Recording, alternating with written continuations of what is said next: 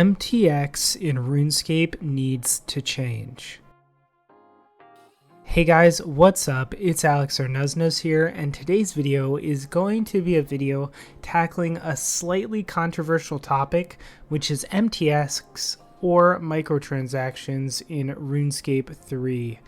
Now, I've always been interested in this topic, and it seems to be a popular subject brought up again and again on various forums in social media like Reddit or Twitter, and I feel like I could give some interesting perspective.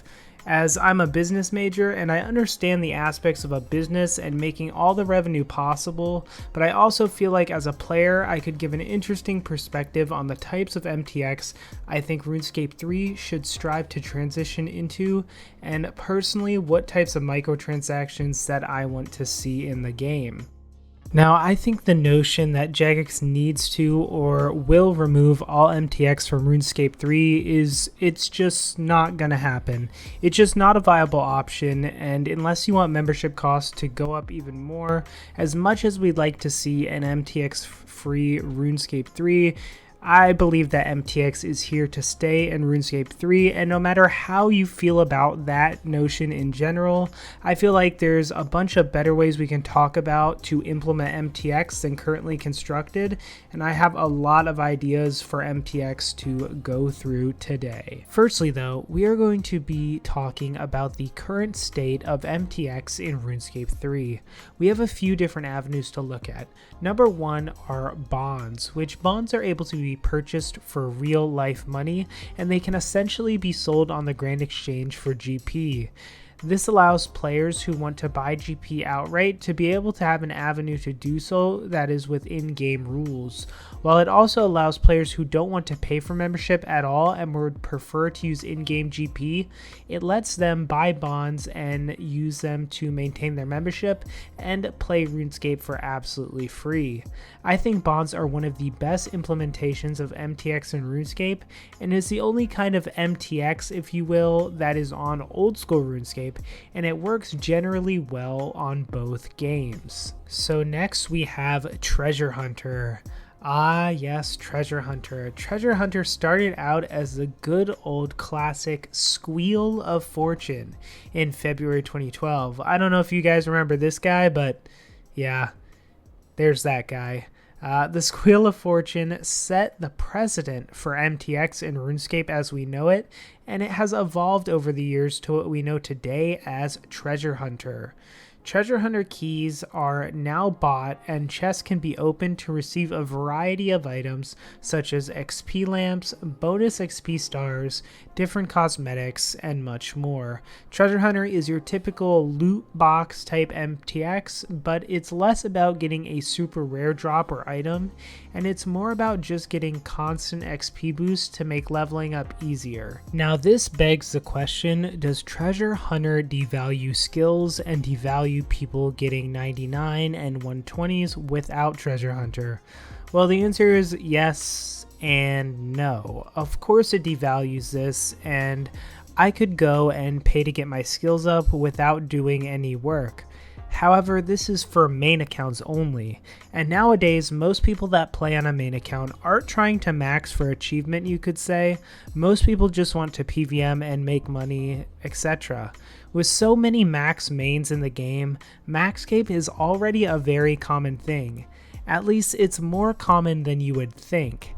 However, something like Ironman kind of counteracts Treasure Hunter, as you cannot gain bonus XP and buy keys on an Ironman, which makes that an option if you want an MTX free experience.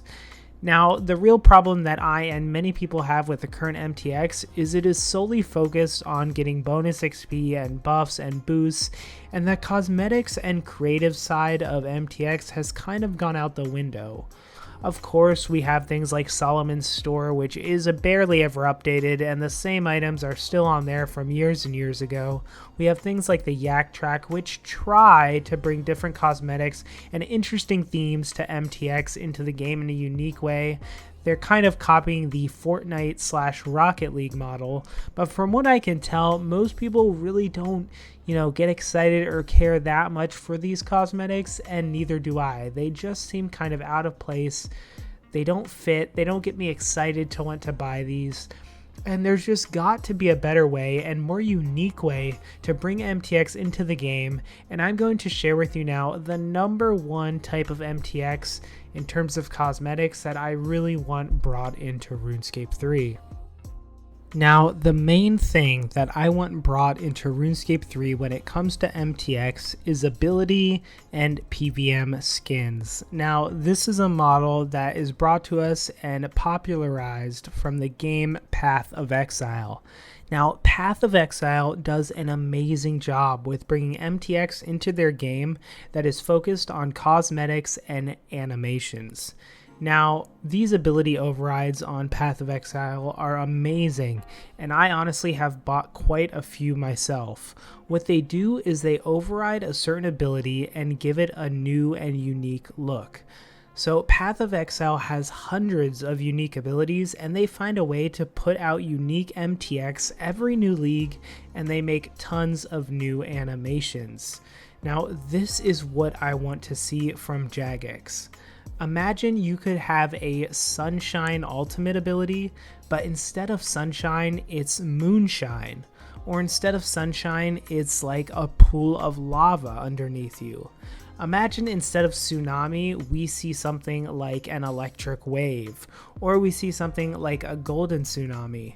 I don't know about you, but I would be all over buying these ability animations. And I know Jagex can do it. That's the thing. They've made animation overrides for things before. They've made animation overrides for things like teleports. They've also made animation overrides for things like skilling.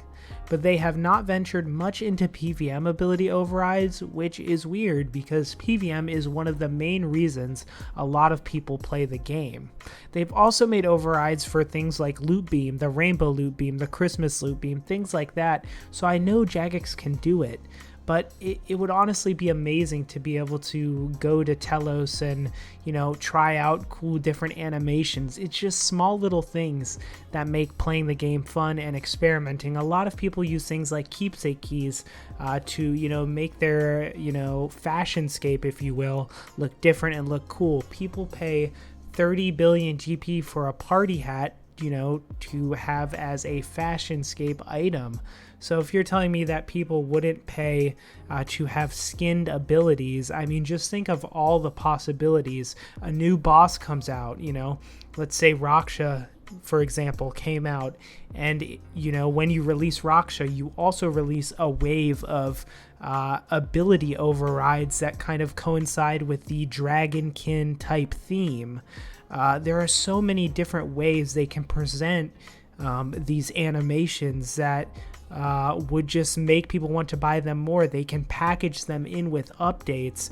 People get excited about Elder God Wars when it comes out. Well, then maybe they release, sort of cosmetics or animations that coincide with each of the Elder God Wars bosses. I think, there's so many opportunities that Jagex has, to kind of delve into this MTX animation ability, more focus on PVM rather than, some of the other things they're focused on. I think it could be a really good opportunity. And I know what people are going to say, new animations takes time. Well, making anything in the game takes time. But, they've done it before, like I said, and I think they can do it again.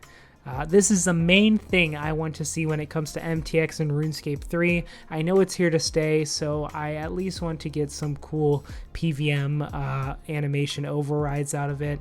I want to know what you guys think in the comments. Would you like to have skill, ultimate ability overrides, threshold ability overrides, maybe special attack overrides, maybe different animations for drinking potions? Can you imagine after you finished a potion, your guy would, chuck the vial, as an animation? Just little things like that. I think there's a whole world of different animations and things like that Jagex can bring in. So let me know your ideas in the comments. I'd love to know what you guys think.